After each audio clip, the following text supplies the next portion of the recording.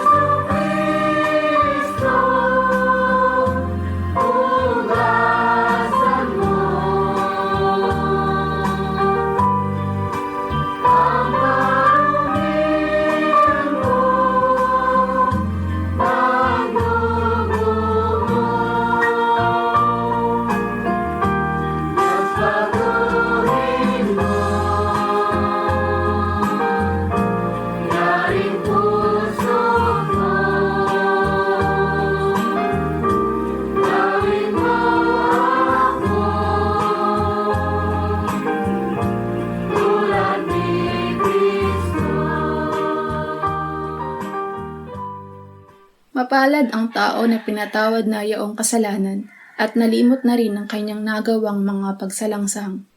Mapalad ang taong sa harap ng Panginoon ay di na pinararatangan ng kasalanan, dahilan sa siya ay hindi nanlilinlang. Noong hindi ko pa naipahayag yaring kasalanan, sa buong maghapon ako'y nananangis sa matinding lumbay. Sa araw at gabi, bigat ng kamay mo ang nararamdaman. Ano pa't wala nang nalalabi akong lakas sa katawan. Hamog ang kaparis, dagling na tayo sa sikat ng araw. Ako ay lumapit sa iyong harapan at salay inamin. Ang aking nagawang mga pagsalansang di ko inilihim. Pinagpasyahan ko ang lahat ng ito sa iyo'y idaing at aking natamo ang iyong patawad sa sala kong angkin. Mga minamahal, sinasabi sa unang Juan, Kabanata 1, Talata 9, kung ipinapahayag natin ang ating mga kasalanan, maaasahan nating ipatatawad sa atin ng Diyos ang mga ito at lilinisin tayo sa lahat ng ating kasamaan sapagkat siya'y tapat at matuwid. Salamat sa iyo, O Diyos. Pinatunayan mo ang iyong pag-ibig sa amin nang si Kristo ay mamatay para sa amin noong kami mga makasalanan pa. Ngayon ay buksan mo ang aming mga labi at kami ay magpupuri sa iyo.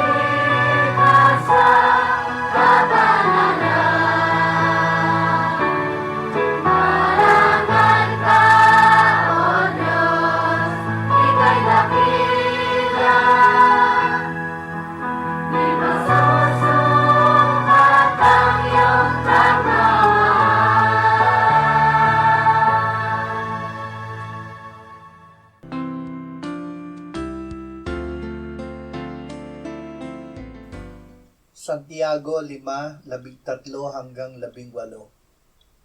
Mayroon ba sa inyong nagdurusa?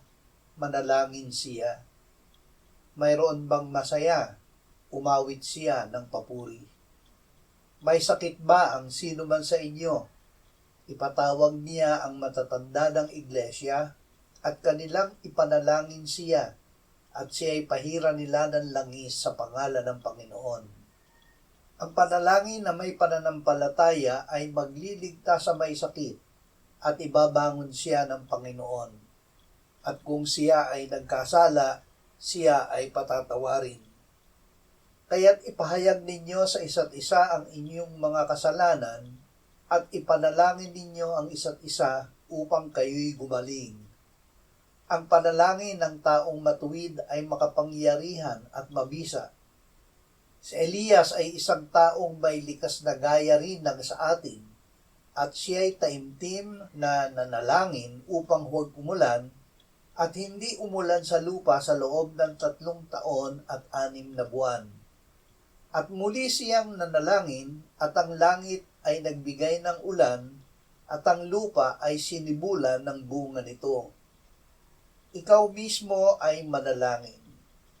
Isang pagpapala na may pastor o kasamang mananampalataya na mahihingan mo ng panalangin.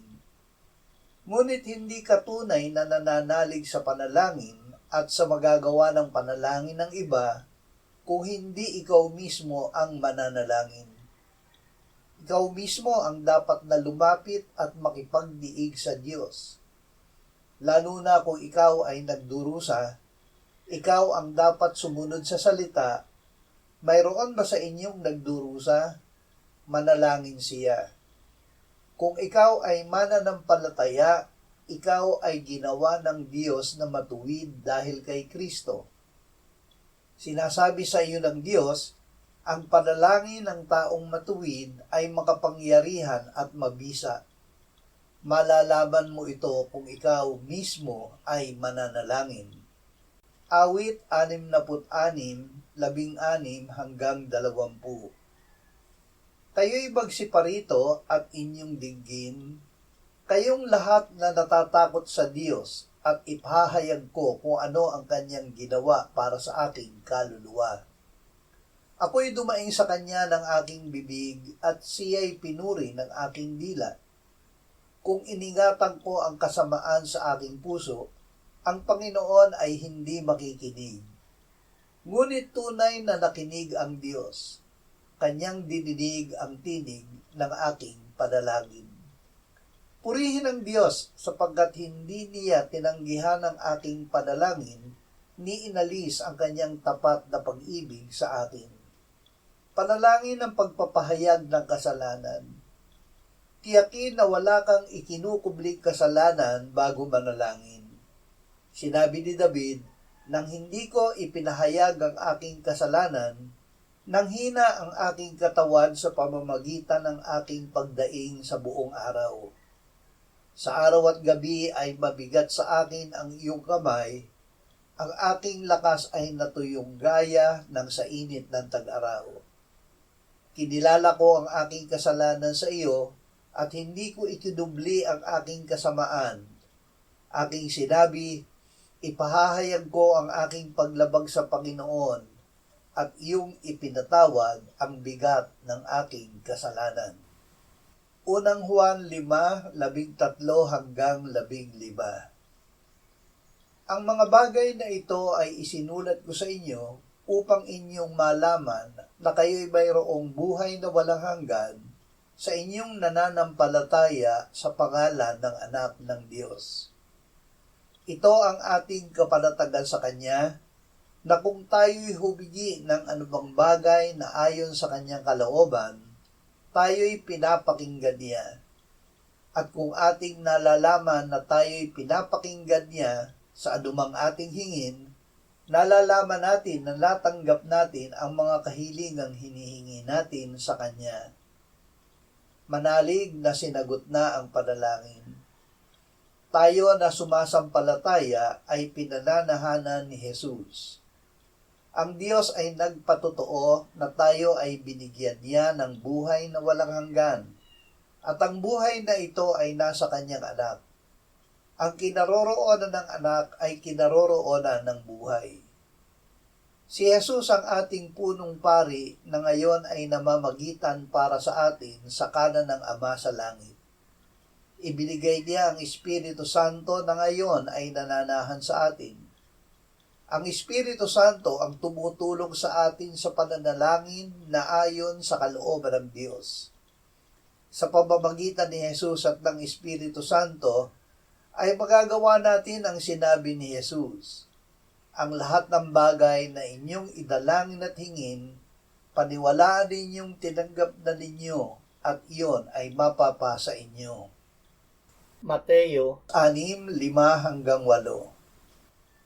At kapag kayo ay nananalangin, huwag kayong maging tulad sa mga mapagkunwari, sapagkat ibig nilang tumayo at manalangin sa mga sinagoga at sa mga panulukan ng mga lansangan upang makita sila ng mga tao. Katotohanang sinasabi ko sa inyo, tinanggap na nila ang kanilang gantimpala.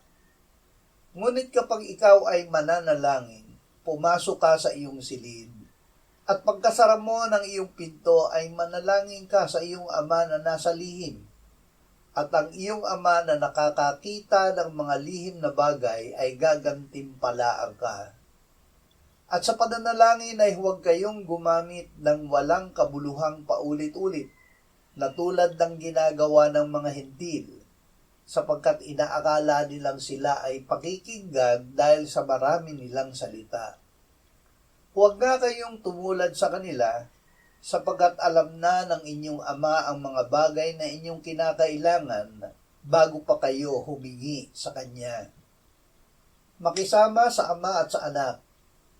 Ipinahayag sa atin ng mga apostol si Jesus upang gaya nila tayo ay magkaroon ng pakikisama sa Ama at sa Kanyang Anak.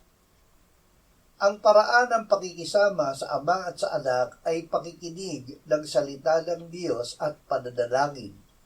Ang pananalangin ay hindi pagbigkas lamang ng mga salita na nakaugalian nating tawaging panalangin. Ang pananalangin ay paglapit at pakikipagdiig sa Ama. Mainam na may isa kang pribadong silid na panalanginan.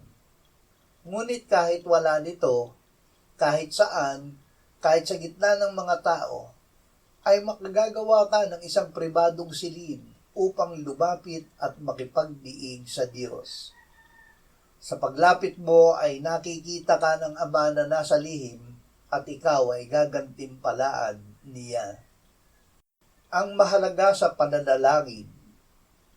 Pananampalataya ang kailangan natin sa pananalangin. Kung walang pananampalataya ay hindi maaaring kalugdan ng Diyos, sapagkat ang sino mang lumalapit sa Kanya ay dapat sumampalatayang may Diyos at siya ang tagapagbigay gantimpala sa mga masigasig na humahanap sa Kanya. Huwag ilagak ang pananampalataya sa mga taong nakapaligid. Huwag maging mapagkunwari na nananalangin upang makita ng mga tao. Alam ng Ama ang ating pangangailangan bago pa tayo manalangin.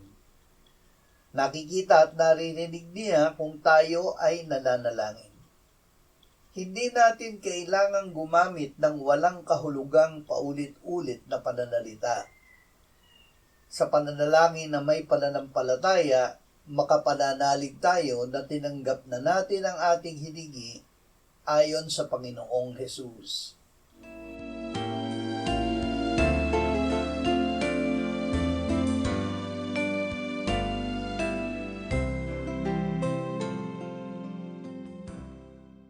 Manalangin tayo.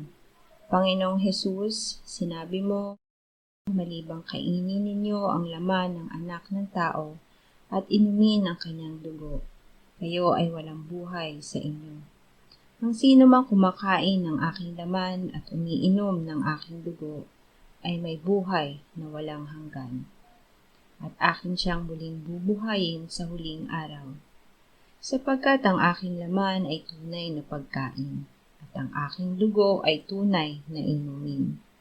Siya na kumakain ng aking laman at umiinom ng aking dugo, ay nananahan sa akin at ako sa kanya. Kung paanong buhay ang Ama na nagsugo sa akin, at ako ay nabubuhay sa pamamagitan ng Ama, gayon din siya na kumakain sa akin. Siya man ay mabubuhay sa pamamagitan ko. Panginoong Hesus, aming tagapagligtas, tinatanggap ka namin sa oras na ito bilang aming tinapay ng buhay. Tinatanggap namin ang iyong katawan na ipinako sa krus, namatay, inilibing, pinuhay na muli at iniakyat ng Ama sa kanyang kanan sa langit bilang aming tunay na pagkain. Tinatanggap namin ang iyong dugo na nabuhos sa ikapagpapatawad ng aming kasalanan bilang aming tunay na inumin. Manahan at mabuhay ka sa amin upang kami ay mamuhay sa pamamagitan mo kung paanong ikaw ay namuhay sa pamamagitan ng Ama. Salamat, Ama, sapagkat dahil kay Kristo, kami ngayon ay nakapamumuhay kasama mo kaisa ng Espiritu Santo. Sa iyo ang lahat ng kalwalhatian, ngayon at magpakailanman. Amen.